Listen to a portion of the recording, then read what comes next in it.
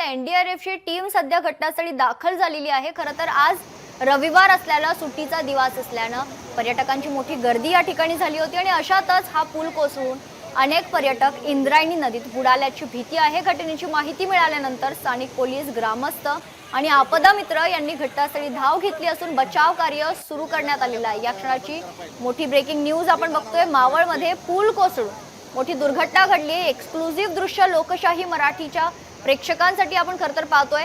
कुंडमळ्याजवळील इंद्रायणीवरील पूल कोसळलाय। 20 ते 25 जण वाहून गेल्याची माहिती आहे।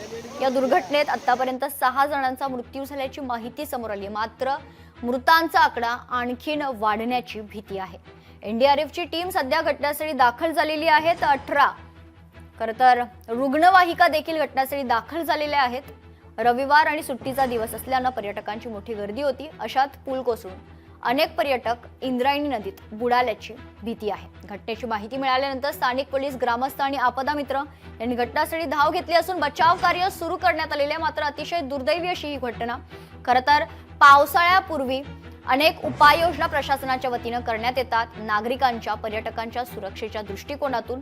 मात्र यावेळेस प्रशासनाचा हा दावा फोल ठरलेला आहे, कारण 6 जणांना आपला जीव गमवावा लागलेला आहे प्रशासनाच्या दुर्लक्षामुळे।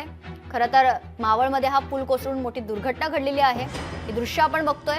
पूल कोसळलाय, पर्यटकांची धावपळ, पळापळ पाहायला मिळते, तर जखमींना रुग्णालयात घेऊन गेलं जात आहे, नेण्यात आलेलं आहे आणि यासोबतच 6 जणांचा देखील मृत्यू झाल्याची माहिती आहे। हा मृतांचा आकडा आणखी वाढण्याची शक्यता आहे। मात्र जे मृत पडलेले नागरिक आहेत, पर्यटक आहेत, त्यांना देखील बाहेर काढण्याचे शर्थीचे प्रयत्न सध्या सुरू आहेत।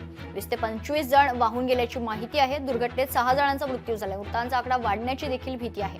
एनडीआरएफची टीम सध्या घटनास्थळी दाखल झाली असून बचाव कार्य सुरू करण्यात आलेलं आहे।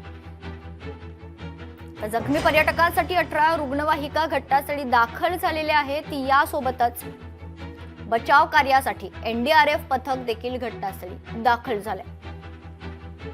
घटनेवेळी 50 पेक्षा जास्त पर्यटक पुलावर उभे होते आणि त्यामुळेच ही दुर्घटना घडल्याची शक्यता आहे।